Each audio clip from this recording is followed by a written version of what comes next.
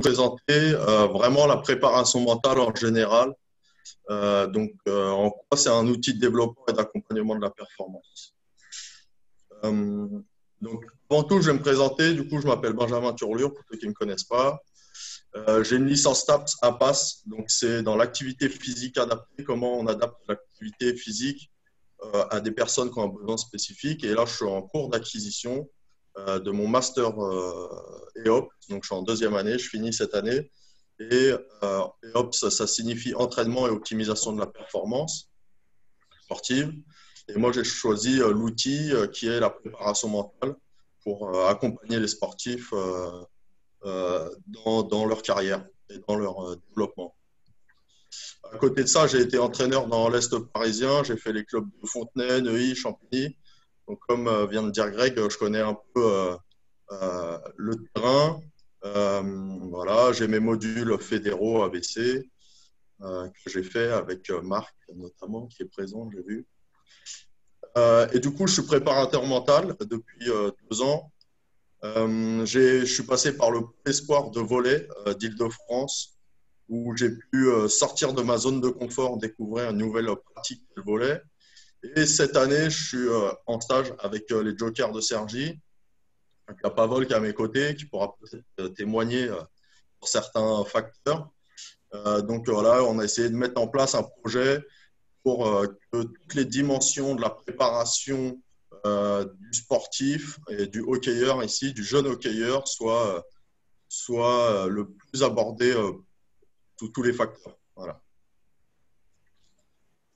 Le déroulé du webinaire, il va se passer de la sorte. Une première partie qui est très générale sur la préparation mentale, donc le cadre d'intervention, la démarche de la préparation mentale, le rôle et les champs d'intervention et bien sûr les bienfaits. Et une deuxième partie qui sera plus dédiée sur le hockey et qui sera plus soumis à votre réflexion et peut-être à des échanges si on en a l'occasion. Donc voilà. Avant tout, j'aimerais que sur une petite feuille ou sur un carnet, vous répondiez à ces petites questions. Est-ce que vous avez déjà entendu parler de la préparation mentale? Qu'est-ce que c'est pour vous? Est-ce que vous la pratiquez personnellement avec vos joueurs, etc. Est-ce que c'est seulement pour le haut niveau? Je ne sais pas, selon votre conception. Est-ce que vous retrouvez la préparation mentale dans une de ces 3 images? Si oui, pourquoi?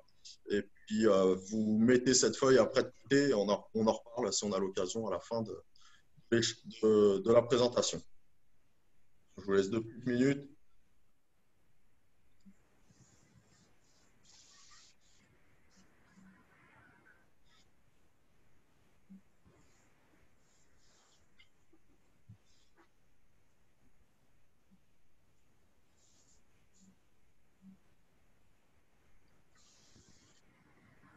Si c'est bon tout le monde, je vais enchaîner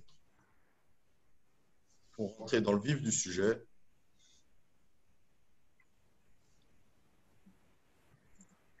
Donc, du coup, on part sur la présentation générale de la préparation mentale. Du coup, la préparation mentale, c'est vraiment une science, comme la préparation physique ou l'entraînement. C'est vraiment une partie de la performance qui a été un peu négligée, mais qui a été un peu oubliée et qui commence à revenir tout doucement. Il faut faire attention, les préparateurs mentaux, et il faut qu'ils suivent une formation quand même. J'ai entendu certains préparateurs mentaux être dans le faux, avoir fait une formation de 40 heures. C'est comme pour être entraîneur, ça ne suffit pas. Moi, j'estime qu'au minimum, un DU, un diplôme universitaire ou le master, ça met déjà une bonne base, ça relie à la science parce que c'est comme la prépa physique, c'est une science. Ça ne s'invente pas, il ne faut pas faire n'importe quoi. Donc, ça permet de voir, on va voir comment vraiment elle s'inscrit, la préparation mentale, dans le développement des joueurs, en même temps que le physique, le technique, la tactique, ce que vous voulez. On va vraiment voir ça dans les diapos suivantes. Important, c'est le cadre d'intervention. Comme tout professionnel, il doit être mis en place. Donc, c'est le climat de confiance tant chez l'entraîneur que chez le joueur qui est suivi, ou même l'entraîneur qui est suivi. un esprit de confidentialité. Alors, des fois, on est amené à travailler avec des entraîneurs pour un joueur, mais c'est toujours sous l'accord de la personne qui est suivie. Ensuite, il y a la bienveillance. Donc, le but, c'est pas de faire n'importe quoi avec les athlètes, de leur dire des erreurs. De toute façon, c'est pas de la préparation mentale, puisque la préparation mentale, on est sur du non-jugement, donc il n'y a pas de conseil. À partir du moment où on voit un préparateur mental, il donne des conseils, il est totalement dans le faux, il sort du cadre de la préparation mentale et de la déontologie. Le conseil, il y a un jugement direct, donc c'est impossible dans cette démarche. Enfin, c'est l'ouverture d'esprit. Chez l'athlète qu'on suit, chez nous, des fois, on est déstabilisé par ce qui ressort de l'athlète, mais il faut le faire avec. Et des fois, nous, on pose des questions où on met dans des situations les entraîneurs ou les athlètes qui sont un peu dérangeantes et qui les sortent de leur zone de confort. Donc, c'est important d'avoir une ouverture d'esprit de chaque côté. La démarche de l'intervention en préparation mentale, là, vous voyez le triangle athlétique. Le but, c'est de situer le PM au milieu de ces trois individus, ces trois personnes. Bon, on pourrait passer au même titre, le préparateur physique. Il est vraiment là dans un esprit de complémentarité avec ces personnes. Alors, la première personne qui nous intéresse, effectivement, c'est l'athlète. On va le voir dans le suivi de l'athlète que c'est lui qui nous intéresse. Et des fois, on s'accroche juste à ce que nous dit l'athlète et on ne va pas vérifier ailleurs parce qu'il n'en a certainement pas envie. Et donc, des fois, il faut faire avec. Et c'est un peu dérangeant, mais il faut savoir faire avec. Ensuite, on va s'intéresser en grande partie à l'entraîneur. Faire le lien entre les deux, c'est vraiment le top du top, mais il faut savoir détacher de chaque contexte que dit l'entraîneur, que l'entraîneur a un jugement, l'athlète en a un autre, et le but, c'est pas de rentrer de prendre parti, mais c'est vraiment de rester loin de tout ça et de comprendre quelle est la demande de l'athlète, quels sont ses besoins et comment je peux y répondre le mieux possible pour l'accompagner. La même chose avec l'entraîneur. Des fois, si l'entraîneur nous donne quelques pistes, bien évidemment, on peut les saisir si elles correspondent à la démarche. La démarche de l'intervention, ça part de la demande de l'accompagnement.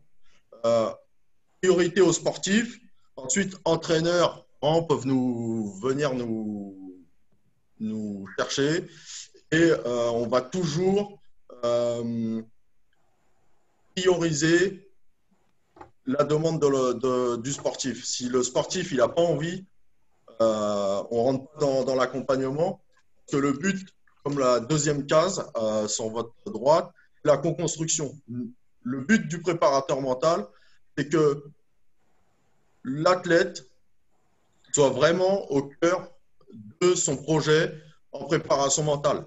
C'est la même chose quand on voit en prépa physique, quand le gars il n'a pas envie de venir s'entraîner, il fait tout n'importe quoi, ça ne sert à rien. Tirer un âne qui a pas envie d'avancer, en général, ça prend des années. Donc, pareil à l'entraînement. Le but est vraiment de construire cette démarche pour répondre le plus possible aux besoins de l'athlète et à sa demande. Ensuite, on fait une mise en place d'un suivi planifié. Donc, comme tout entraînement physique, entraînement sur la glace, tout est planifié. Des fois, ça peut être remodifié parce que quelque chose s'est passé, est intervenu. Et puis, d'autres fois, la planification a suit son cours et tout roule. En ce qui concerne l'évaluation, en préparation mentale, c'est compliqué. Je sais que les entraîneurs sont beaucoup basés sur des chiffres ou sur vraiment des choses concrètes. La préparation mentale, c'est plus basé sur du ressenti. Comment je me suis senti dans ce match. Du coup, ça va dépendre de chaque athlète. On ne peut pas dire en février, c'est bon, ton mental, tu voulais travailler sur ta confiance en toi. bah, c'est bon, en février, suis ce programme et tu verras, aura confiance en toi. C'est impossible. Donc, c'est pour ça la démarche, ça peut être plus ou moins longue selon les athlètes et selon les besoins qui se font ressentir chez lui. Ensuite, je vais passer plus sur maintenant le rôle, vraiment, les champs de l'intervention. Donc, la préparation mentale, c'est vraiment, au premier sens, un levier d'apprentissage. Ça permet vraiment de rentrer dans une démarche d'apprentissage et puis, dans un second plan, d'accompagner la performance. En tout cas, dans ma façon de voir les choses, quand je travaille avec les entraîneurs, souvent on se rend compte que on intègre une petite dimension et puis l'entraînement, l'apprentissage de la tâche, elle prend une autre tournure.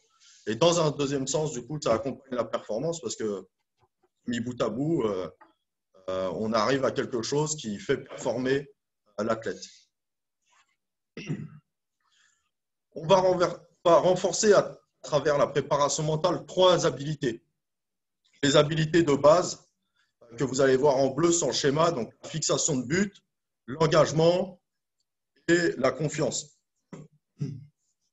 Ensuite, le deuxième type, les habilités psychosomatiques. Donc là, c'est vraiment que dirige le cerveau sur le corps.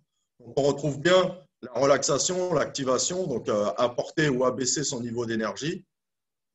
Et l'anxiété. L'anxiété, c'est assimilé au stress, la gestion du stress. Et enfin, on va renforcer les habilités cognitives. Donc là, c'est vraiment la concentration, la gestion de l'attention.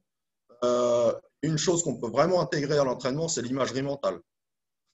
Donc, visualiser des scènes de l'entraînement, visualiser un geste technique, visualiser un système de jeu, chose que, par exemple, les pilotes de l'armée de l'air font avant la parade du 14 juillet. Ils s'entraînent sur un système d'imagerie mentale pour voir les positions de chacun, répéter tous les mouvements.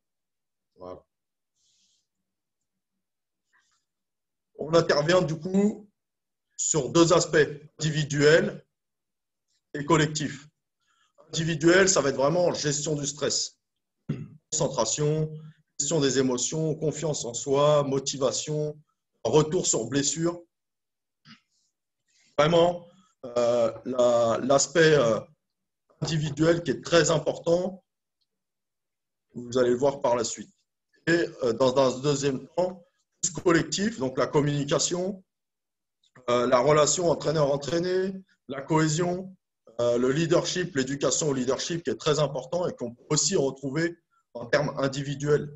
Il y a une fausse rumeur qui circule qu'on est leader. Non, on est leader, oui, les personnes sont plus avantagées sur l'aspect leadership, mais on peut le devenir, ça s'éduque. Et en tout cas, la préparation mentale, ça rentre dans ce travail-là à travers différents outils que je vais vous présenter pour la suite. Voilà. J'ai oublié de vous préciser que chaque habilité dont j'ai parlé avant, elles peuvent être évaluées à partir de deux questionnaires scientifiques. Le premier qui s'appelle l'OMSAT, qui est vraiment un questionnaire très général sur les différentes habilités. Donc, il y en a 7 au total. Et il y a un deuxième qui s'appelle le TOPS, que les deux, vous pouvez les trouver sur Internet, mais après, attention, il faut pouvoir les retransmettre dans la vie de l'athlète. Mais le deuxième, le TOPS, il arrive à faire la différence entre les habilités sollicites, que ce soit en compétition ou à l'entraînement. Donc, du coup, ça permet en tant que préparateur mental de voir sur quel travail je vais partir. Est-ce que c'est plus un travail sur l'entraînement? Est-ce que c'est plus un travail sur la compétition? Du coup, on en vient là, c'est qu'il y a 2 travails en préparation mentale. Il y a la partie dissociée, donc des entretiens individuels ou des fois collectifs, qui sont plus en salle, où on va faire des jeux, on va faire des mises en situation, on va faire beaucoup d'échanges. une deuxième partie où on va vraiment l'intégrer à la pratique en tant que telle. Donc, ça va être, par exemple, l'imagerie mentale dont je parlais tout à l'heure. On va essayer, avant d'un exercice de lancer, de se rappeler les points clés, les sensations que je dois avoir pour moi quand j'estime faire un bon lancer. Donc, il faut que je ferme les yeux, j'imagine cette scène, et puis après, je fais l'exercice. Ça a été prouvé aussi sur l'équipe de basket de NBA qu'on travaillait longtemps sur l'imagerie mentale. Donc, voilà, le but, c'est d'apporter vraiment une transversalité sur la préparation mentale pour que on puisse identifier dans la partie dissociée, un peu comprendre entre les deux, et puis après travailler vraiment sur l'aspect glace, en tout cas en ce qui nous concerne. Les bienfaits de la PM, parce que ça, tout le monde, c'est ce qu'on attend en premier, c'est ce qu'on va faire de notre priorité. Donc, du coup, l'athlète, il va mieux se connaître. Forcément, derrière, il se connaît mieux, il va construire un projet plus cohérent dans sa pratique. Et du coup, il va cultiver le plaisir et l'investissement, et c'est vraiment ce qu'on cherche chez l'athlète. En parallèle, l'entraîneur, il va mieux connaître ses joueurs, il va mieux se connaître lui aussi dans sa façon de fonctionner, surtout il est sujet à la préparation mentale. Et donc, du coup, il va pouvoir adapter ses séances, retravailler sa planification s'il voit que, par exemple, chose qui arrive souvent, grosse série de victoires, mes joueurs s'enflamment, qu'est-ce que je fais? Comment j'adapte ma situation? Est-ce que je continue dans ma lancée? Est-ce qu'il faut que je mette un frein? Je ne sais pas, ça va dépendre du groupe et de l'entraîneur, comment il va lire. Et tout ça dans le but d'optimiser son coaching. Donc, vraiment un attrait pour les deux, pour l'athlète et pour l'entraîneur. C'est jamais dissocié. En tout cas, nous, dans la conception du hockey, ça ne va pas être dissocié. C'est vraiment sur les sports collectifs, c'est important qu'on trouve des points positifs et du travail sur tout le monde. Qu'on travaille ensemble et que le but, c'est de former ensemble. L'athlète, s'il cultive son plaisir, il s'investit de plus en plus, ce sera plus facile pour l'entraîneur d'optimiser son coaching. Et voilà. Je ne sais pas s'il y a des questions jusque-là. Avant de passer sur la préparation mentale, spécialement au hockey sur glace, en tout cas plus dirigée. Alors, moi j'en ai une. Ouais. Est-ce que tu peux revenir sur la diapo d'avant où c'est marqué dissocier entre le dissocié et l'intégré? Là, ici, ouais. Ouais. Et est-ce que tu peux redire un peu ce que c'est le dissocié? Vraiment, j'ai pas autant l'imagerie mentale, il n'y a pas de problème sur la Ouais. partie intégrée, mais le dissocié, j'ai pas percuté. Alors, Ce le que tu voulais dire. dissocié, c'est vraiment un travail avec l'athlète sorti de son contexte de la pratique. Donc, on va parler de sa pratique, mais on est vraiment dans un autre cadre. On est plus sur la glace, on est en salle. Des fois, enfin, là, j'ai eu pas mal les joueurs de Cergy en entretien individuel. On continue cet après-midi.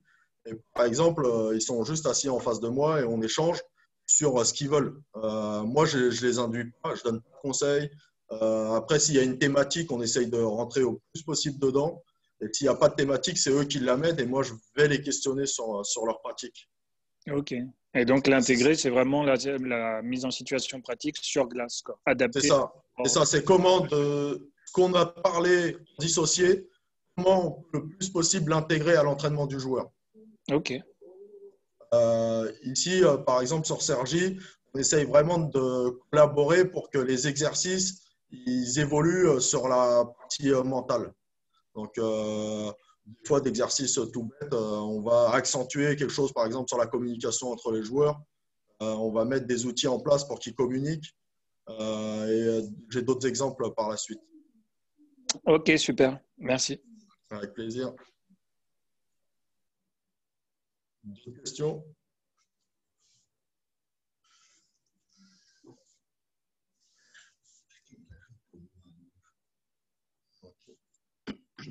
Du coup, la préparation mentale au hockey sur glace. Est-ce que déjà, vous auriez des idées comment intégrer la préparation mentale à vos entraînements, à vos matchs, sur ces 4 points? Si certains sont Bah, ex-trouillards, tu n'as pas le droit. moi, Ben, quand je vois tout de suite, tu vois, sur les aspects, surtout motivation, confiance en soi, au final, c'est du quotidien, ça. Alors peut-être qu'on le fait sans le savoir. Ouais, ouais, c'est possible que ce soit conscientisé du tout. Ouais. Voilà, et puis et du coup, peut-être qu'on le fait très bien, peut-être qu'on le fait pas bien, mais en tout cas, moi j'ai l'impression que c'est on fait, puisque de toute manière, on sait bien que notamment sur la partie coaching, on intervient vachement là-dessus, sur les aspects motivationnels, la confiance, la gestion des émotions. En tout cas, c'est ce qu'on essaye de mettre en œuvre. Justement, peut-être que on manque beaucoup de billes, de techniques pour être efficace là-dessus. Ouais. Du coup, si on prend ces 4 points-là, comme l'a dit Greg, sûrement la confiance en soi, la motivation, c'est travailler sur l'objectif. Donc, sur un entraînement, ou sur un exercice spécifique, parce il faut être précis pour le joueur. La confiance en soi et la motivation, on va la travailler en mettant des objectifs spécifiques, identifiables et mesurables pour le joueur. Donc, si on lui met des choses, des objectifs qui sont trop loin de lui, pas de confiance en lui, pas de motivation. Il faut vraiment essayer de connaître le plus possible sans rentrer dans un jugement, mais vraiment connaître la personnalité de ses joueurs. Ok, lui, si je lui mets un objectif très haut, il va être capable de se motiver et de garder sa confiance en lui sans problème. Par contre, si un autre joueur qui est plus sur la retenue pendant les exercices, qu'est-ce qui va le motiver? Comment je peux le motiver? Un objectif, il faut qu'il évolue, il faut qu'il soit atteignable tout au long de son exercice. Je ne sais pas si c'est clair pour cette partie-là. Ensuite, pour l'émotion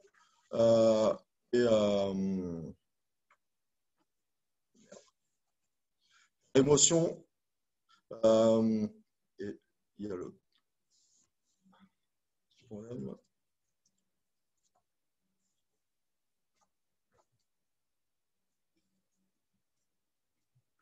Et par exemple, pour l'émotion et le leadership, voilà, il y a une chose qui est très facile à faire, c'est interroger les joueurs, les questionner. À la fin d'un match, c'est questionner ces joueurs. Quel plaisir tu as pris pendant ce match? Déjà, ça va demander à l'athlète, dans un premier temps, de mettre des mots sur ce qu'il a ressenti pendant le match. Chose très compliquée chez les jeunes d'aujourd'hui. Et dans un deuxième temps, de prendre la parole. Prendre la parole devant un groupe, ça fait partie de l'éducation au leadership. Souvent, on voit que les joueurs qui sont dans un coin, qui ne parlent jamais, ils occupent une place, un rôle moins important dans l'équipe, alors qu'on ne leur donne jamais cette opportunité de parler. C'est important de faire tourner la parole, de mettre des petites interrogations, des réflexions sur le match, sur sa pratique. Je ne sais pas si il y a besoin d'autres exemples ou c'est clair. Questions? Okay. Du coup, pour moi, l'entraîneur, c'est vraiment le premier préparateur mental. Il doit s'intéresser aux joueurs pour connaître la personnalité de ces joueurs. Encore une fois, connaître la personnalité de ces joueurs, ne pas forcément la juger. Comprendre les perceptions du joueur éveiller des prises de conscience chez le joueur. Et du coup, ça va faire émerger forcément une réflexion au joueur et ça va développer son autonomie. Je reviens sur mon exemple de la fixation d'objectifs. C'est un atelier simple. Les objectifs sont marqués sur un tableau et ils sont mis sous sous-objectifs. Le joueur peut passer, s'interroger par rapport à ces objectifs qu'il a vus sur le tableau. Est-ce qu'elle est validée? Elle n'est pas validée. L'entraîneur il peut questionner. OK, ton objectif là, je ne sais pas, c'était du patinage. Quoi pour toi, il n'est pas validé? Écoutez sa réponse. OK, bah, essaye de le mettre en place. Sans forcément rentrer dans ah bah oui, tu n'as pas fait ça, tu n'as pas fait ci. Ça, c'est guidé. C'est téléguidé, mais moi j'appelle ça du téléguidage. Du coup, on enlève l'aspect réflexion du joueur qui est hyper important dans sa perception de sa pratique. L'entraîneur, on sait, en tant qu'entraîneur, on sait, mais on ne fait pas. Et des fois, il faut essayer de basculer cette position qu'on appelle haute, on dicte tout le temps, en position basse pour savoir écouter les ressentis du joueur, la réflexion que va avoir le joueur sur sa pratique, et pour pouvoir peut-être, nous, en tant qu'entraîneur, adapter de manière différente. OK, je ne voulais pas qu'il ressente ça. Bah, peut-être que mon entraînement, là, il apporte quelque chose quand même. La prochaine fois, il faut que je l'amène d'une autre façon pour que le ressenti soit différent.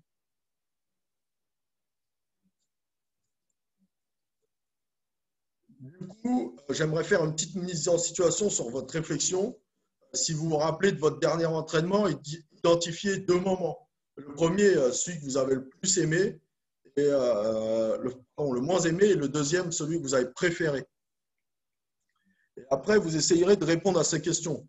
Pourquoi j'ai choisi ce moment-là? Comment je me suis senti dans cette situation? Quelle a été ma perception des choses? Quelles émotions m'ont traversé? Ensuite, quelle a été mon attitude vis-à-vis de mes joueurs dans cette situation, dans la situation que j'ai moins aimée? Comment je me suis comporté? Quelle attitude j'ai eue? Et pareil pour l'objectif.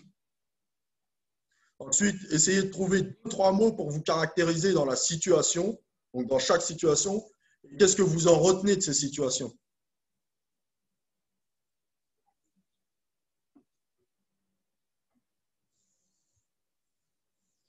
Je vous laisse 2-3 minutes pour essayer de réfléchir à ces petites questions, ou même si vous voulez le faire après ou échanger s'il y a des des personnes qui suivent le webinaire qui souhaitent échanger là-dessus. Ça, c'est des petites questions qu'on peut poser aux joueurs. Par exemple, après un match, moi j'aime bien le faire, ou après les entraînements avec des outils plus ou moins différents. Des fois, c'est juste verbal, des fois, c'est en utilisant des images pour faire verbaliser les choses. Et je trouve ça important, comme je viens de vous le montrer sur le questionnement de l'athlète. Pourquoi il a choisi ce moment-là du match, pourquoi il a préféré ce moment-là du match, comment il s'est senti. Que le but, c'est qu'à la fin, on soit toujours dans la situation optimale pour performer. Donc, c'est important de les identifier dans un premier temps.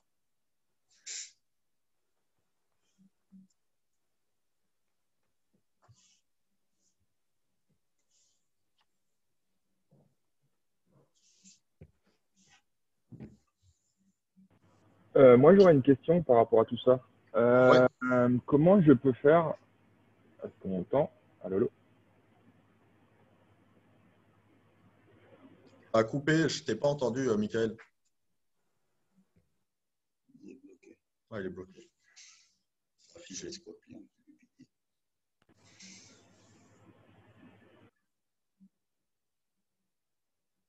Michael, je ne sais pas si tu nous entends, mais je n'ai pas entendu ta question, ça a bugué.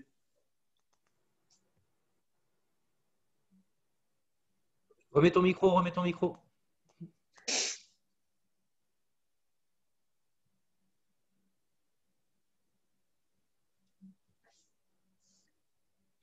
Bon.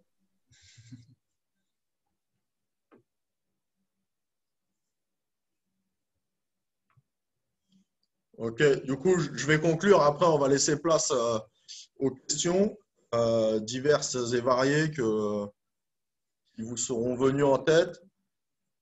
Donc, la préparation mentale, c'est vraiment une source de développement. Développement personnel, parce que j'apprends à me connaître en réfléchissant sur moi, sur mes actions, sur mes pratiques. Ça implique un développement de l'entraînement, parce que bien évidemment, si je me connais mieux, bah, je m'entraîne différemment. Et mon entraîneur est capable d'analyser, de comprendre pourquoi j'en suis là et comment je peux évoluer. Et effectivement, ça va faire développer la performance, ça va développer la performance au bout du bout. En sachant que voilà, un athlète peut retomber ou des situations plus ou moins différentes peuvent changer selon sa perception des choses. Et donc, il faut repartir sur un autre schéma d'évolution et de suivi de l'athlète.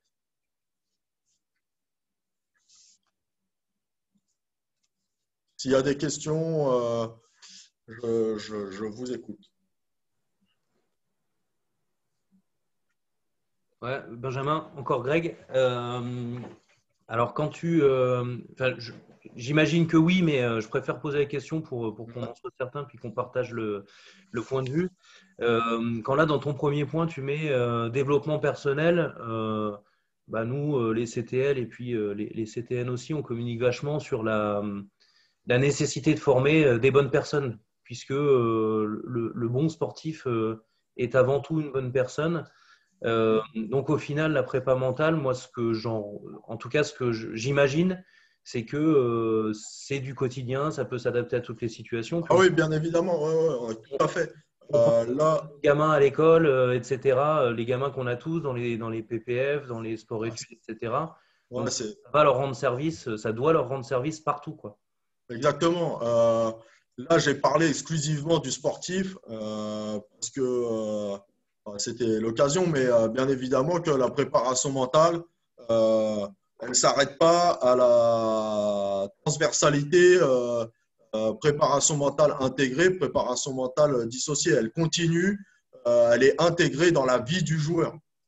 Si je sais gérer mon stress, je sais identifier mon stress en tant que joueur avant un match et que je retrouve que c'est plus ou moins les mêmes symptômes avant un contrôle au lycée, bah, je vais savoir solliciter les différents outils que j'ai vus avec mon préparateur mental pour les matchs. Et bah, je vais savoir les transposer plus ou moins sur une autre situation.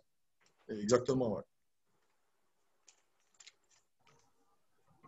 Et alors, excusez-moi, je monopolise peut-être la parole, mais enfin voilà, j'ai des questions là-dessus. Alors peut-être sans trop déborder, si tu as prévu d'aller là-dessus sur le prochain webinaire, mais tu vois, tu as parlé de la notion de plaisir. Alors moi, à titre personnel, la notion de plaisir, elle me semble essentielle à l'apprentissage et à la progression. En tout cas, pour arriver aussi à avoir de la longévité dans le développement de nos sportifs, parce qu'on peut en avoir qui se développent sans plaisir, mais ça va être très court et puis ils vont saturer à un moment.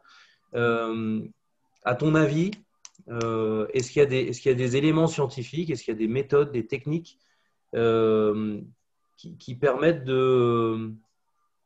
d'inculquer ce plaisir d'apprendre, en fait? Parce que parfois, le plaisir, il est juste dans la réussite très quantifiable. Je marque un but, je suis content. Si je n'ai pas marqué, je ne suis pas content. Est-ce qu'on peut orienter en fait, la réflexion sur cette notion de plaisir sur autre chose, sur peut-être des petites réussites moins visibles, mais que le joueur qui connaît son activité, lui, il va le savoir. Alors, bah, la motivation, c'est vraiment un continuum. Là, quand on parle de marquer, de se faire plaisir seulement en marquant, c'est ce qu'on appelle la motivation extrinsèque, elle vient de l'extérieur. Le but, c'est d'aller chercher la motivation qu'on appelle intrinsèque, vraiment propre au joueur, c'est vraiment les choses qui lui font plaisir à lui. Alors, le problème, c'est que c'est très individuel. Chacun a sa source de plaisir. Moi, je le vois bien avec les joueurs qu'on a ici. Si on devait faire quelque chose sur le plaisir, il y aurait des grosses mésententes parce que chacun a sa source de plaisir différente. Mais moi, je pars du principe qu'il faut prendre connaissance de ces sources de plaisir, certes qui sont différentes, voir les objectifs du joueur, que l'objectif, il est beaucoup en lien avec la motivation du joueur, que ce soit à court, moyen ou long terme. Et après, ça va permettre sûrement que je ne détiens pas toute la vérité hein, et c'est différent chez chacun. Mais nous, on a vu en mettant en place ici déjà une première chose, c'est que juste en fixant des objectifs très précis sur un exercice à l'entraînement et puis sur du court terme, les joueurs, ils ne venaient plus à l'entraînement pour venir à l'entraînement, mais ils venaient à l'entraînement pour s'entraîner. Et là, il y a déjà une différence. Ça veut dire qu'il y a un plaisir qui est retrouvé. Que l'objectif qui est mis au joueur, enfin que le joueur s'est mis, il va le prendre à bras le cœur. Merci.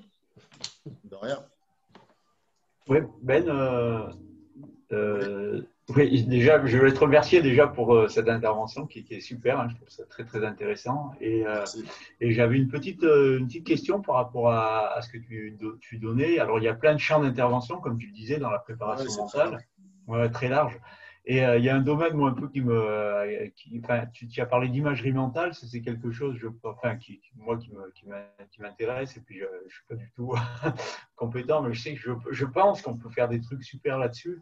Est-ce qu'au niveau de l'imagerie mentale, tu as déjà fait quelque chose sur le travail à la fois du développement de l'entraînement ou de la performance, sur les situations de jeu, tu vois, pour arriver à ce que les joueurs soient en capacité de travailler des situations de jeu, de se les représenter, d'avoir une idée de ce qu'ils peuvent faire ensemble.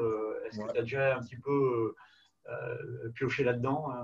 Alors déjà, vous en tant qu'entraîneur, vous avez tous déjà fait de la préparation mentale inconsciemment. Vous avez fait la visualisation. C'est une partie de la préparation mentale. J'explique mes exercices au tableau via des dessins. Je fais déjà de la visualisation. Je sollicite la créativité et je sollicite cognitivement le joueur sur les représentations qui vont être mises en place pour l'exercice. Marrant parce qu'on en parlait il n'y a pas longtemps.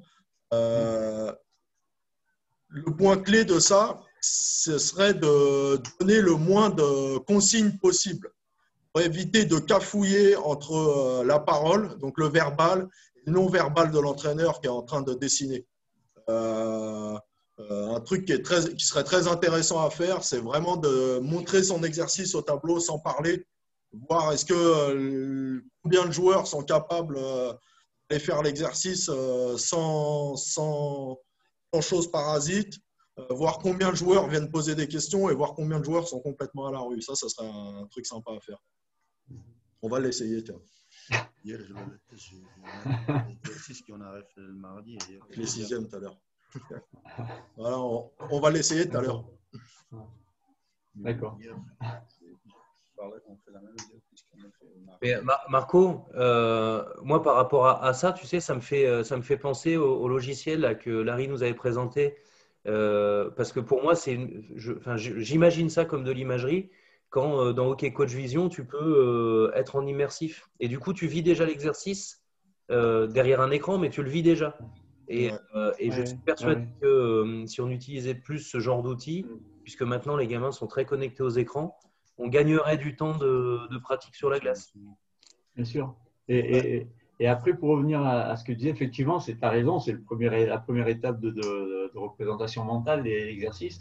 Et après, j'aime beaucoup ton discours quand tu expliques que tu cherches beaucoup à questionner les joueurs. Et justement, à ce niveau-là, est-ce que par rapport alors effectivement, ils ont une idée de ce qu'il faut faire dans l'exercice. Maintenant, est-ce qu'on arrive à les questionner sur la réussite de l'exercice ou qu'est-ce qu'ils mettent en marche justement pour que ça fonctionne ou que ça ne fonctionne pas? Parce que il y a effectivement l'aide à l'entraînement, puis ensuite il faut aller vers de la perf, quoi, vers aller alors je parle plus pour nous, hein, des groupes un peu plus développés, mais aller vers de la perf, ça veut dire être capable de dire, bah oui, ce que j'ai mis en jeu, c'est efficace dans la situation que je proposais, tu vois. Est-ce que tu as des trucs là-dedans bah, alors, pour reprendre vraiment à la base, moi je pense vraiment qu'il faut commencer dès le plus jeune âge.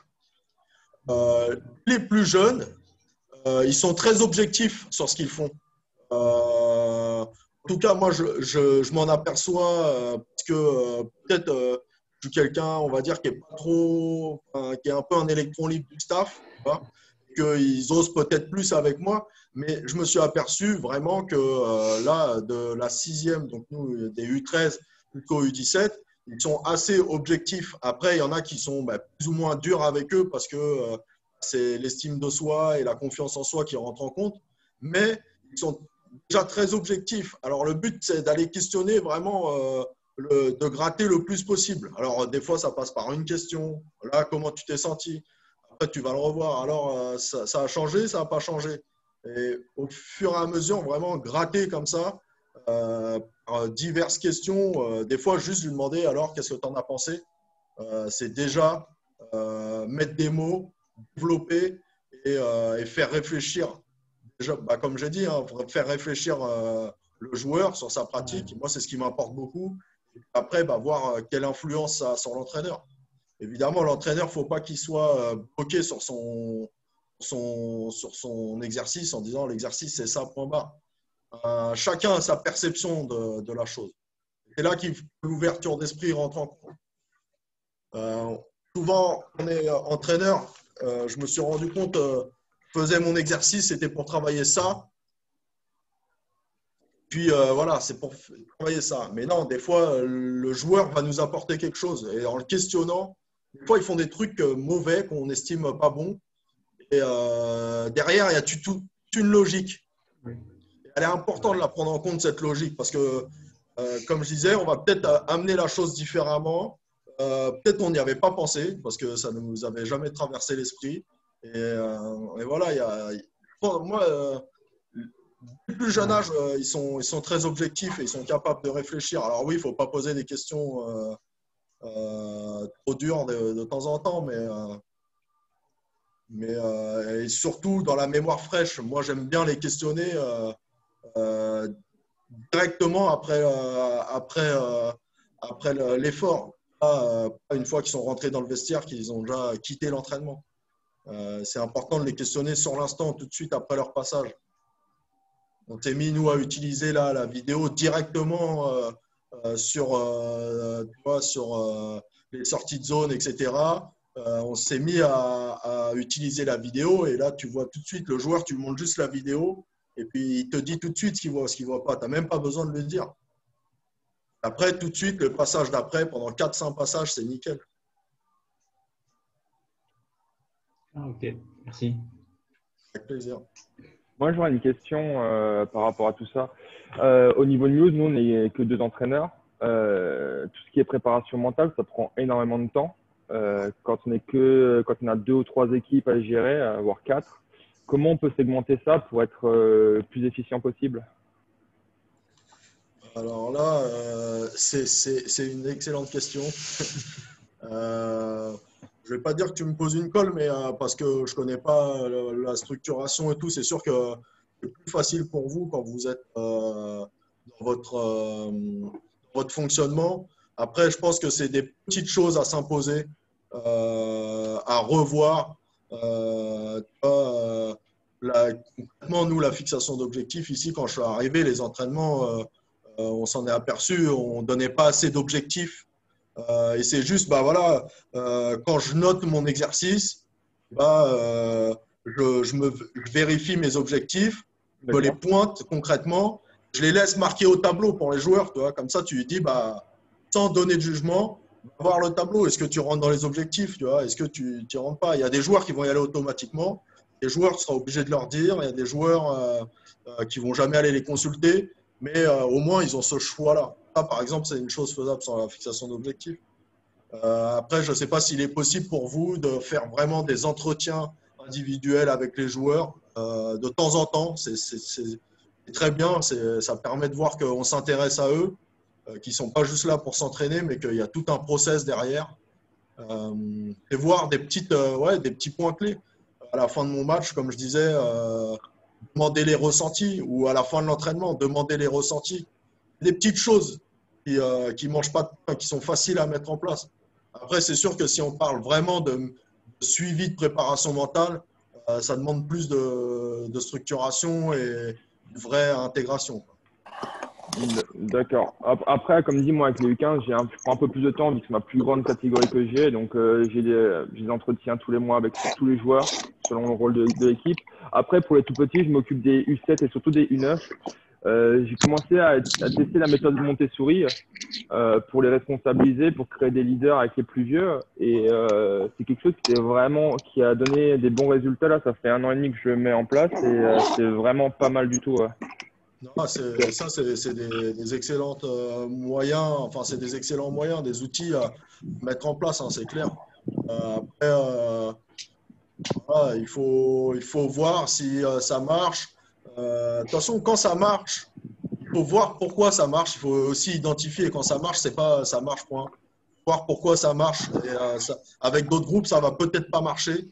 Il y aura des points qui seront différents en tout cas. Donc voilà, c'est.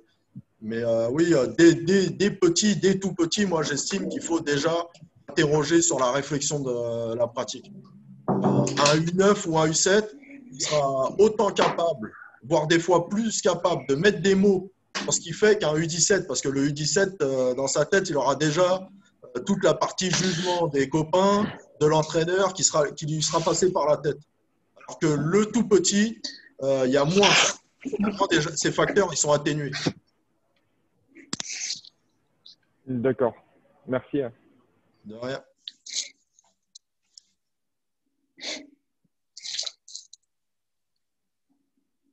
Je ne sais pas s'il y a d'autres questions. Ouais, j'ai une question même. Ouais. En rapport encore avec la mise en application de la préparation mentale, tu disais d'essayer de l'intégrer dès le plus jeune âge. Si tu as affaire à des U7 ou des U9, sous quelle forme est-ce que tu vas le mettre en place dans le sens où c'est difficile de l'isoler pour un rendez-vous individuel quand c'est très jeune, ou essayer de percer l'intimité de l'enfant, ça peut être problématique pour l'entraîneur. Est-ce que tu restes quand même dans une démarche globale, ou est-ce qu'il y a des outils comme ça pour travailler avec les plus jeunes? Alors, chez les plus jeunes, je dirais qu'il y a les mêmes outils que chez les plus grands. Après, comme je disais, faire déjà parler devant beaucoup de monde un gamin qui est timide chez les U7, U9, plus on lui donne de temps de parole, etc., mieux ça sera pour la suite. Ça va permettre son développement sur ce point de vue du leadership. Après, sur la gestion des émotions, parce que voilà, quand je parle, ça me crée quelque chose chez moi. Et puis, quand on me sollicite, et à chaque fois, je sais qu'on va me solliciter. Peut-être qu'il apporte lui-même des adaptations à la gestion de son stress. Parler devant les autres ou répondre à la question de l'entraîneur. Comme je disais, des fois, ça peut être des petits passages. Ils sont en plein match. Lui demander, alors, l'objectif, il est atteint pour toi? Ou alors, comment tu t'es senti là? Tu vois, c'est des toutes petites phrases. Vraiment questionner le plus possible. D'accord, merci. Je ne sais pas si ça a répondu à ta question. Oui, tout à fait. Après, tu vois, ce qui m'interrogeait, c'était le rapport avec les autres. C'est-à-dire qu'un jeune, tu peux pas lui donner un rendez-vous individuel, tu dois avoir soit un parent, soit quelqu'un d'autre de présent.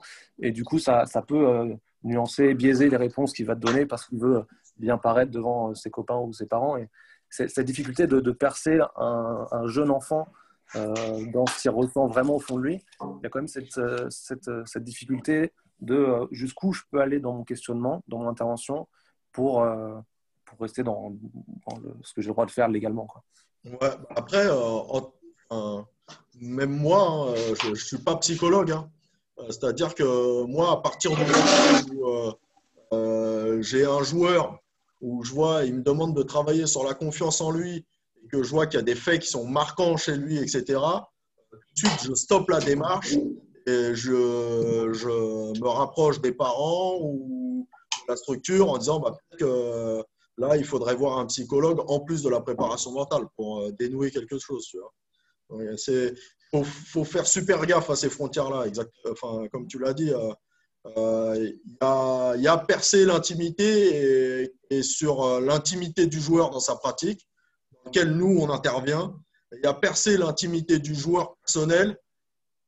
Alors, des fois, c'est le joueur qui va se livrer sans que vous le demandez. Et dans ce cas-là, vous dites « Ok, mais attention, ce n'est pas mon rôle. » Enfin, vous mettez les garde-fous et vous pouvez en avertir les parents.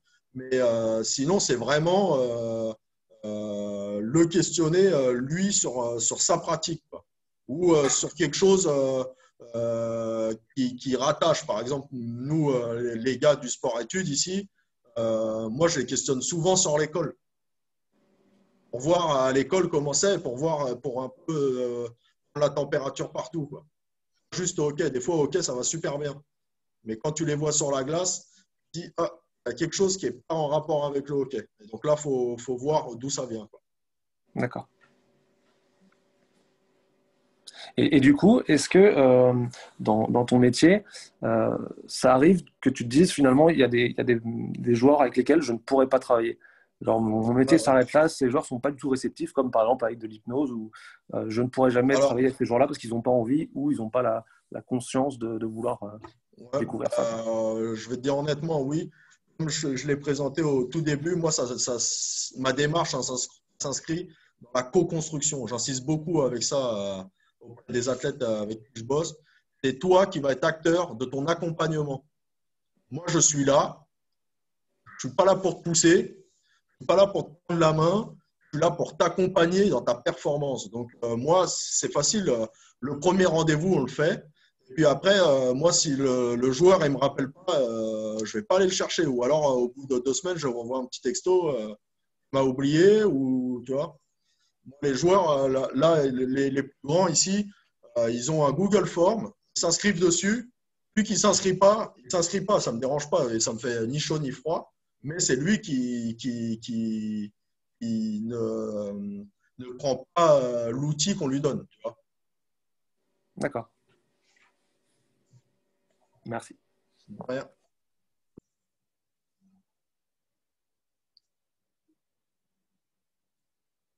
Il y a d'autres questions? C'est bon? Pavol, tu veux faire un petit… Il y a Pavol qui peut vous parler, si vous voulez, de comment ça se passe ici. Je ne sais pas si ça intéresse quelqu'un. Si Pavol, il veut. Je ne vais pas le forcer. Mais puis, il y a des questions auprès de Pavol pour voir comment on travaille ensemble. Il n'y a pas de souci.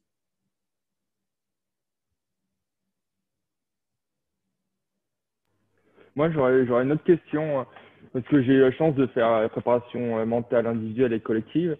Ouais. L'imagerie collective, donc j'ai fait pour la préparation de match, pas pour la préparation d'entraînement. Il n'y a pas des possibilités aussi qu'on transforme les joueurs comme robots, c'est-à-dire que, par exemple, si on fait l'imagerie sur une sortie de zone, en fin de compte, le mouvement devient robotique et en fin de compte, ça diminue la créativité du joueur?